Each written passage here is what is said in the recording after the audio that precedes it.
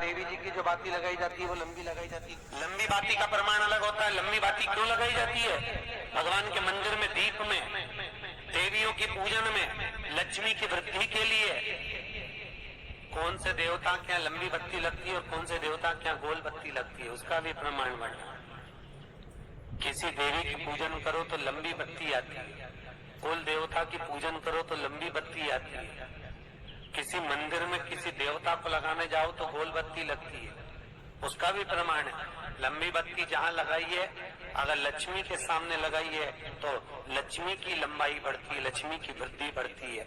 अगर कुल देवता के नाम की लगाई है तो वंश की वृद्धि होती है। इसलिए हमारे यहाँ अमावस्या पूनम को जो पाटे वाटे भराते हैं उसमें गोल बत्ती नहीं लंबी लगाई जाती है, जिससे हमारा वंश बढ़े। नवरात्रि में देवी जी की जो बाती लगाई जाती है वो लंबी लगाई जाती है, गोल नहीं।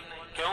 क्योंकि जिससे माँ हम पर कृपा बनाकर रखे, हमारा वंश खूब बढ़े, हमारे यहाँ लक्ष्मी की वृद्धि हो। स्थिर बाती, गोल बाती लगाई जाती है ब्रह्मा के मंदिर में, इंद्र के मंदिर में, देवता के मंदिर में। तुलसी के सम्मुख में लंबी बाती नहीं लगती, तुलसी के सम्मुख में गोल बाती लगाई जाती है, जिससे स्थिरता का भाव केंद्रित।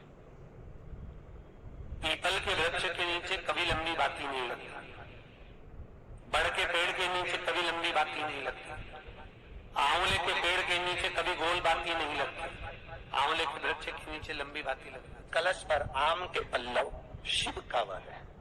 11 आम के जो पत्ते जिस डाली में लगे होते हैं, वो डाली कोमल सी डाली, 11 टुकड़े महाराज एक कच्चे सूत से लपेटकर 11 बार, उसका भाग जब उसको लपेट लोगे इस तरह से इकट्ठा करके, आगे का जो भाग है 11 बार कच्चा सूत लपेटने के बाद जो भाग पीछे का आगे का कोई भी हो, उसको शहद में डुबाकर शिव जी को समर्पित कर दो। इस जगह पर रखना है, अशोक सुंदरी वाली जगह। अशोक सुंदरी की जगह जानते हो आप लोग?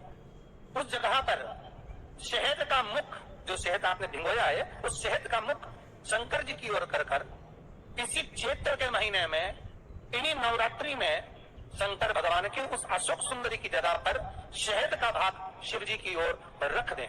महाराज, अगर घर में संपदा की कमी हो या कोई पैसा खा गया हो, रुपया नहीं दे रहा हो, पैसा अटक गया हो, तो उस शहद को शिव जी की ओर मुख कर उस आम के पल्लव की जो डंडी है उसको 11 डंडी को वहां रख दीजिए और उससे अपनी कामना कर आ जाइए।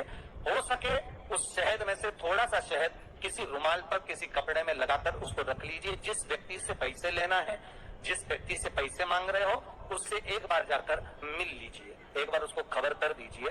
बाबा चाहेगा भोलेनाथ तो नवरात्रि में ही पैसा वापिस आ जाएगा, अगर शिव कृपा कर देते। ये बाबा की कृपा। सींचन करना मतलब मालूम है आप लोगों को? जम के बोलो जरा, मालूम है ना? हाथ में लेकर फिर सींचना।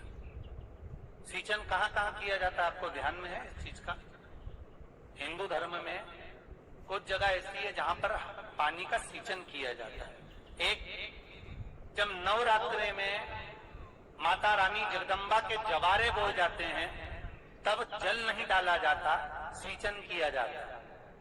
किसी भी कुल देवी देवता के नाम का, देवी देवता के नाम का, तीज माता के नाम का, चौथ माता के नाम का, जिसका भी जवारा बोते हैं उसमें जल नहीं डाला जाता, उसमें जम के बोलिए सींचन किया जाता है। सींचन का मतलब आप लोगों को मालूम होगा, पहले मालूम होगा सींचन का क्रम क्यों है।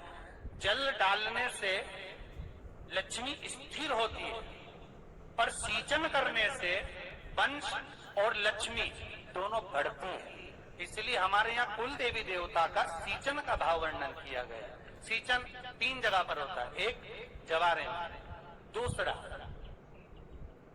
जब घर में बीमारियां बढ़ रही हो और लक्ष्मी नहीं आ रही हो तो सींचन किया जाता है। घर के मटका, परिंदा जो होता है ना, पानी का स्थान, उसके पास में एक लोटा रात्रि को भरकर रखा जाता है। सुबह उस लोटे का पानी उठाया जाता है और घर के बाहर झाड़ू लगाकर उस पानी से सींचन किया जाता है। वो लक्ष्मी की वृद्धि करता है। पहले के जमाने में बुजुर्ग जो माताएं, हमने जब एक बार जोधपुर के आगे फलोदी राजस्थान में कथा करी तो वहां पर भी हमने देखा कि वहां पर भी बुजुर्ग माताएं झाड़ू लगाने के बाद घर के अंदर से पानी लाती हैं, ओटले के बाहर उसको सींचती हैं। सींचन लक्ष्मी की वृद्धि देता है, रोग से मुक्ति देता है। सिंचन का क्रम, जब किसी तीर्थ में जाए, आप किसी भी तीर्थ में जाए और उस तीर्थ में जाने के बाद में जिस घाट पर आप स्नान करें, हाथ की अंजलि में जल लेकर घाट के पत्थर पर सींचन करना चाहिए और वहीं की एक कंकर को उठाकर, वहीं के एक पत्थर को उठाकर उस पर 3 बार जल चढ़ाकर उसका विसर्जन कर देना चाहिए। क्यों?